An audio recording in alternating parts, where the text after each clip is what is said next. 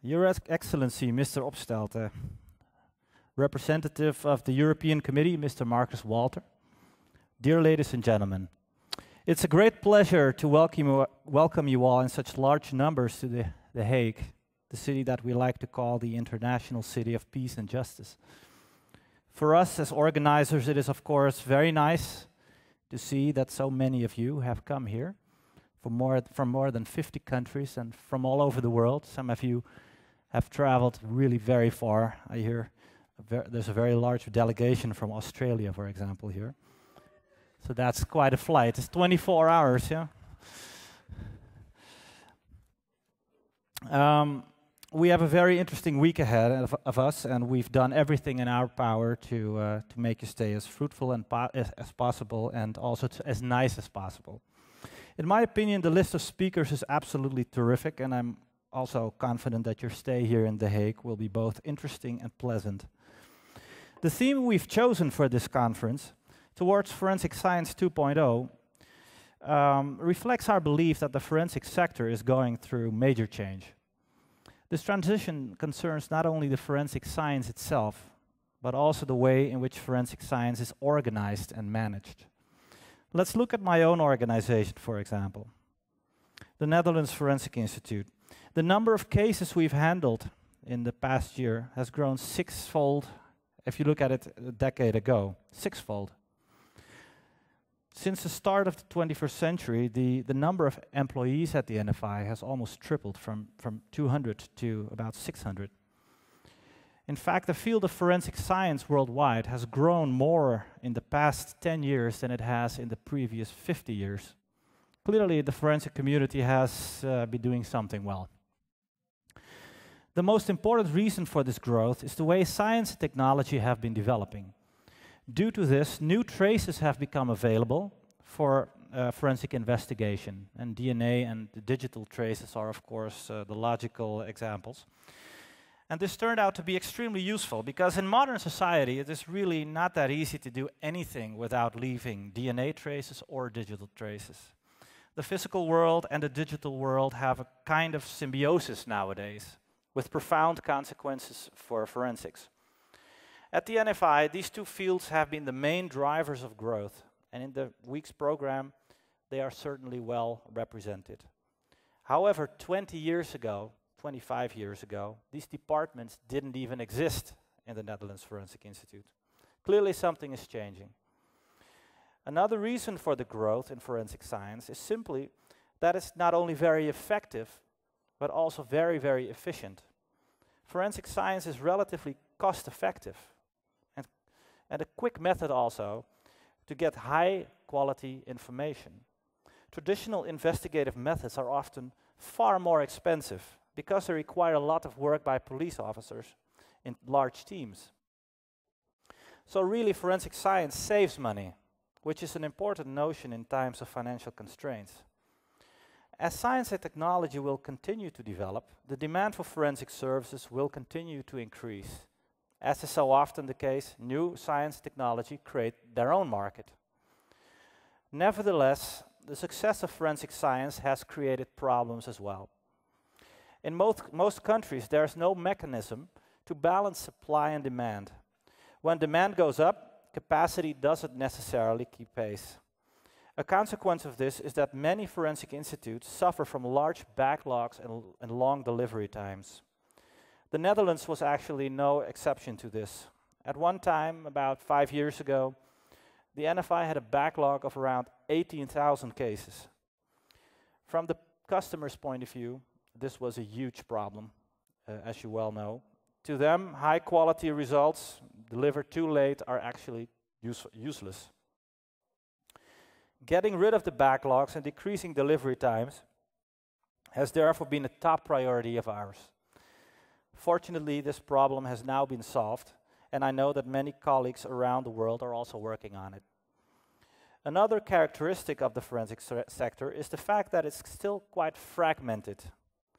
That is, most forensic labs only serve the geographical jurisdiction of their main client. Often, they have only one client, for example, a police force or a prosecution office. However, it is not realistic to assume that all of these local or even national institutes can be state-of-the-art in every single forensic discipline, or that they can have critical mass to ensure continuity and quality. As the field continues to mature, different forensic laboratories will increasingly develop their own special capabilities, capabilities that only they will have. This will create an irresistible driver for cross-border exchange of forensic services. And it will also stimulate research and development. Investment that may not make sense on a local level because the relevant caseload is too small may be sensible on a regional or even global level. In other words, international cooperation will increasingly become a top priority, which, by the way, is one of the many reasons why it's such a good thing that we are here together. In the spirit of this internationalism, there are currently initiatives to create a European forensic area. Especially Poland has played a crucial role in getting this on the agenda. The idea is that a European forensic area could facilitate a free flow of forensic services. The NFI strongly supports these initiatives. One important element of this forensic area would be to establish common minimum quality standards that are accepted by all member countries. In this way, international cooperation in cases becomes much easier. Let me now spend a few minutes talking about scientific matters. Forensic investigations are often performed by individual skilled professionals, each with their own area of expertise.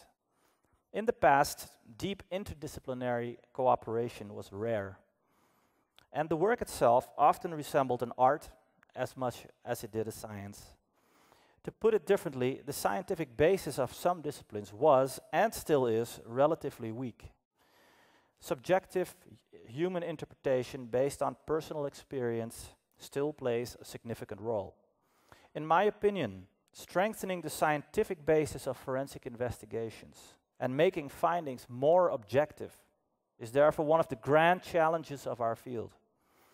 At the same time, I believe that the forensic community should strengthen its commitment to R&D. From basic research, funded partially by national science foundations, to product development. Public-private partnerships can play an extremely important role in this, especially in product development. Often, developments in areas such as healthcare or the computer industry or biotech can be converted into powerful forensic tools. This type of domain transfer is stimulating innovation in forensic field, and some of the companies that are involved in this are here at the conference. Their ideas will help us create new products and services that will deliver more value at higher speed and at lower costs. During this conference, we will see examples of this. For domain transfer to work, innovative organizations must be willing to work together in an ecosystem or a cluster of organizations from different fields. Sometimes the government can play a very active role in creating these clusters.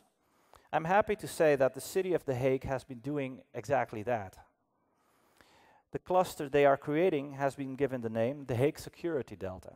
The deputy mayor of The Hague, Mr. Cole, has been driving its development with incredible energy and skill. If you have a chance to talk to the people from the city of The Hague and see how your organization may contribute or benefit, please take that chance. In conclusion, ladies and gentlemen, I have highlighted a number of trends that we as a community face.